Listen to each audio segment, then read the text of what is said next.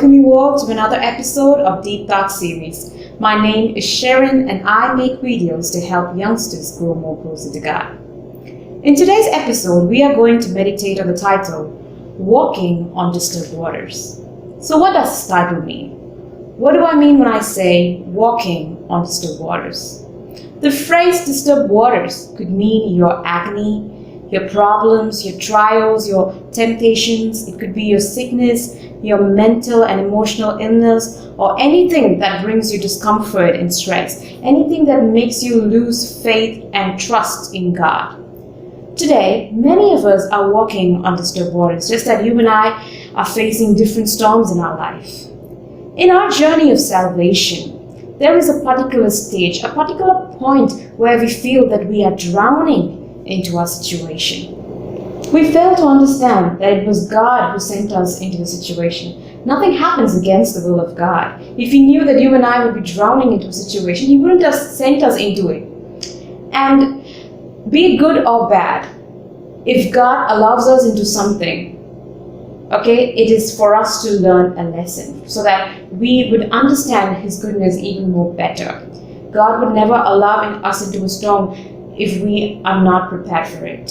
So if you and I are facing storms in our life today, if you and I are walking on disturbed waters today, I just want to remind you, my friends, that God is already ahead of us, clearing all our hindrances, all our problems in our paths. He's easing things for us so that we wouldn't be drowning in our disturbed waters, and therefore we are not going under. To have a deeper understanding of this topic, let us meditate a chapter from the Bible. The portion that I have taken is from Matthew chapter 14, verses 22 to 31. Immediately Jesus made His disciples get into the boat and go before Him to the other side, while He sent the multitudes away. And when Jesus had sent the multitudes away, He went up on a mountain by Himself to pray. And when the evening had come, He was alone there. But the boat was now in the middle of the sea, tossed by the waves, for the wind was contrary. Now in the fourth watch of the night, Jesus went to them walking on the sea. And when the disciples saw Him walking on the sea, they were troubled, saying, "It is a ghost," and they cried out for fear. So what's happening here? Jesus asked His disciples to get into the boat so that they can reach to the other side of the sea. Meanwhile, He Himself goes to the mountain to pray. Now it's about 3 a.m. in the night, and the boat is now in the middle of the sea, and there is a huge storm. It is being tossed by the waves. Now the disciples are much more concerned about their lives. Now this concern turns out into a fear. They fear that they may die in that storm that night. They do not know what's going to happen to them because there's no one to help them on that moment. Here, the disciples fail to understand that it was Jesus who have asked them to get inside the boat. If Jesus had commanded them, they should have understood that He is in control of their situation. That the storm that they are facing right now is just temporary and soon they will make it to the shore. Even in our lives, we ask God to direct us according to His will. When God commands us, when He directs us, we happily move forward because the sea that is right in front of us is calm, it's quiet, it's in peace, and it is not at all disturbed. But as we progress further, what happens? At some time, somewhere, we face a huge storm. Upon seeing that storm, we begin to fear. We immediately lose sight of Jesus and His promised verses for us. And we forget what has God told us earlier when we began that journey. We very well know that we are walking in the path that God directed us because we have asked for His will earlier, isn't it? But suddenly when we face difficulty, we ask God so many questions. Why is this happening to me? Why is that happening to me? Why am I even going through the situation? Didn't I not ask You for this will? And sometimes, what we do? We doubt God's will in our lives and we ask Him for a second confirmation. And at other times, we don't even look for God in our disturbed waters. We are much focused on our problems and hence we drown out of fear. My dear friends, it's very simple. The moment we shift our eyes from Jesus and His promises, we begin to fear. And out of that fear, we begin to drown. If you are in a storm today, if you are walking in disturbed waters that is being tossed by the waves, I just want to remind you, my friend, that God is walking with you in that same disturbed water. You need not be afraid of anything. All that you need to do is set your eyes on Jesus. As long as you focus on Him, everything is going to be absolutely fine. No matter what comes your way, you will definitely make it through it. Just because you don't see God in your situation, just because you don't hear His voice in your problems, in your situation, it doesn't mean that God is not looking at you. His eyes is always set on you, and therefore you need not fear.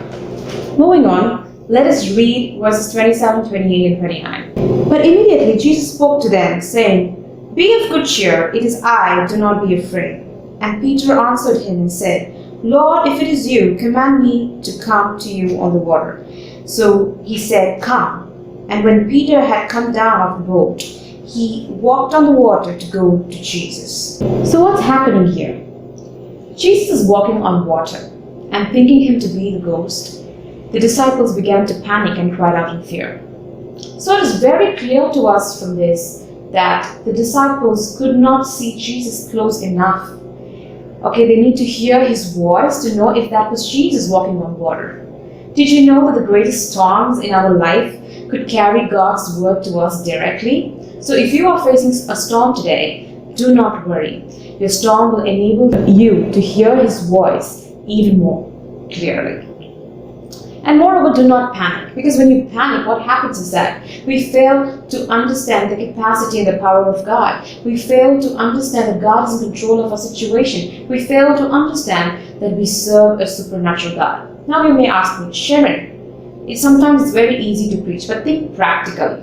Can a person even not panic when he's facing a huge storm that is right in front of him? My dear friends, I just want to say something. Your problem could be as big as Goliath. But what if you are David? Just think about that. You know who won the battle that day, right? Likewise, every problem has two perspectives, sometimes even more. We need to choose the right one to progress further, so that it helps us get going. But when we choose the wrong one, you know what happens? It makes us think and confess things like, I cannot progress further, I cannot come up in life, I cannot fight back, I cannot avoid loss, I am uncertain about my future, and many more things like that. We are much focused only about our problems and our storms, and we stop focusing about God.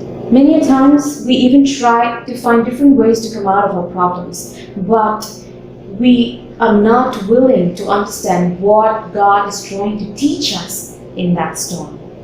My friends, when God teaches us, He gives us deeper revelation. When God teaches us, it's going to be marvelous. It's going to take your faith to the next level. So if you are facing a huge storm in your life, I just want to say, do not panic. Just stay focused on Jesus. Wait on Him with faith.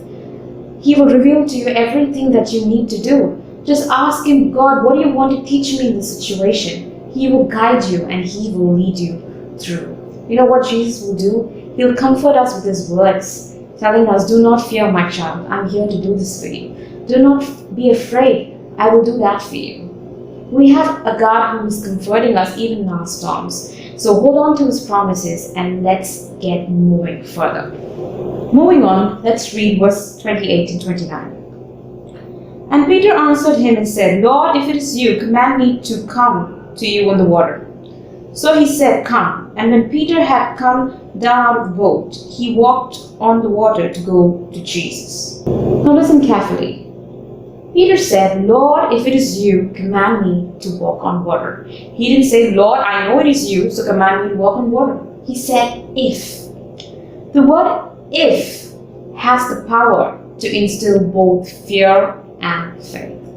When we talk to God, we need to be very careful of the words that we use to communicate with Him. Words like if in a doubtful way could irritate God, because we've already experienced His mightiness in our lives. We know the strength of our God. We know that He's able to do signs and wonders in our life, but yet we doubt Him in our situation and we fear our situation. Although God has promised our destiny to us already. You know what Jesus did? He just simply said, come. He did not give him any details. He did not give him any instructions as to do not look here, do not look there, do not get scared by the thunder and the lightning or by the storm. Just fix your eyes on me and walk towards me. Jesus didn't say any of that. He just said, come. Likewise, when God has given us a command, it is already a confirmation of His will. But yet, we ask for a second confirmation to make sure if that is the will that we are walking on. My dear friends, I just want to tell you, when God has commanded a situation in your life, He has already given everything that you need to survive that storm. He has given you the strength to go through that problem of yours. He has given that strength to go through the sickness of yours. But you know what we do? We start panicking, and out of agitation, we build our fear. Remember, the words fear and faith has equal capacities, has equal power, has equal strengths. The more we feed either of them, the more you gain out of them. Today, many of us are wasting our time by feeding fear instead of faith. So today, let us feed faith. Moving on, let's read the following verses, 30 and 31. But when he saw that the wind was boisterous, he was afraid, and beginning to sink, he cried out, saying, Lord, save me. And immediately Jesus stretched out his hand and caught him, and said to him, O you of little faith, why did you doubt? Logically thinking, Peter began with great faith when he stepped onto the water that day. There were 12 disciples on the boat, and only Peter had the guts to get into the water. He was a fisherman. He knew that he would drown to death if he stepped into the water. But he trusted the voice of Jesus, come, and he got into the water. Even in our lives, we may not see Jesus, but we may hear his voice. He will command us. He will direct us.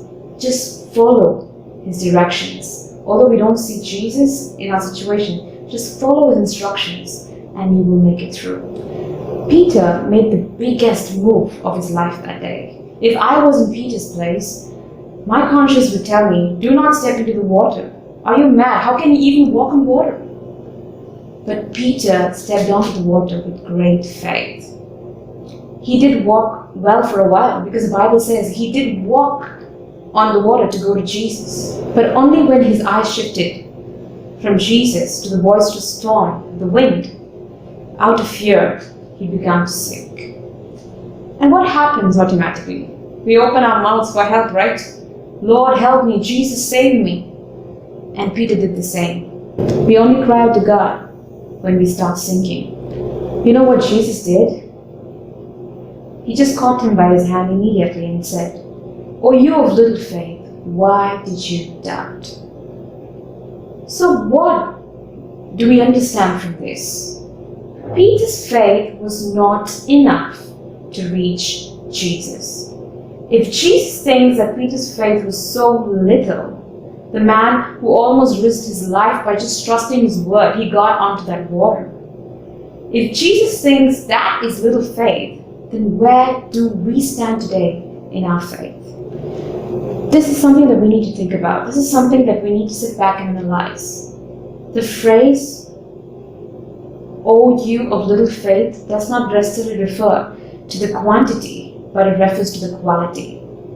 It is not about how strong your faith is, or how much your faith is. It's about how far you go about with that faith, how much you sustain with that strong faith of yours. So if this is little faith, then what is great faith? Let us read Matthew chapter 8, verses 5 to 10. Now when Jesus had entered Capernaum, a centurion came to him, pleading with him, saying, Lord, my servant is lying at home paralyzed, dreadfully tormented. And Jesus said to him, I will come and heal him. The centurion answered and said, Lord, I am not worthy that you should come under my roof, but only speak a word and my servant will be healed. For I also am a man under authority, having soldiers under me.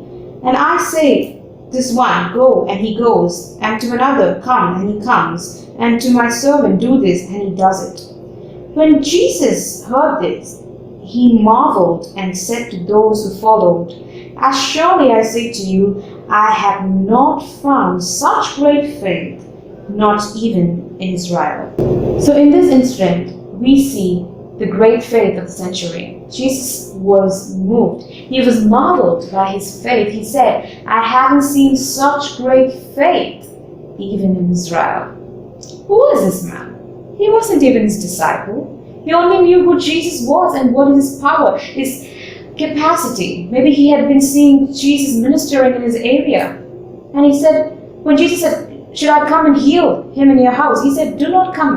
Lord, you stay here. But just say a word and my servant will be healed." Upon hearing this, Jesus was moved by seeing his great faith. Today, do we have such great faith like the centurion? Who are we today? We are his disciples, right? We call ourselves to be the followers of Jesus. We know who he is, what he had done. We know everything about Jesus, but yet we still doubt.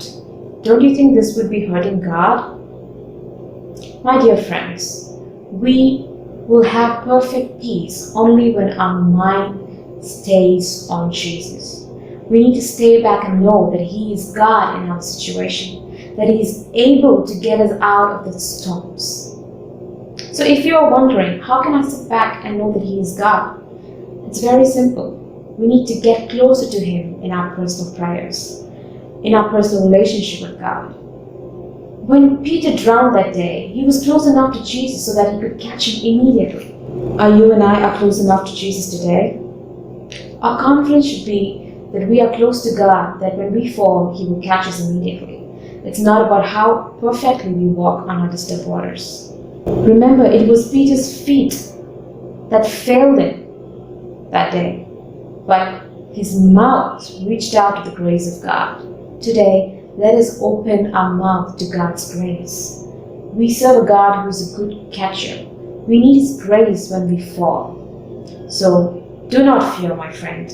Let us set our eyes on him. Let us stay focused on him. He is the one who called us, and he will redeem us from all the storms that we are going through.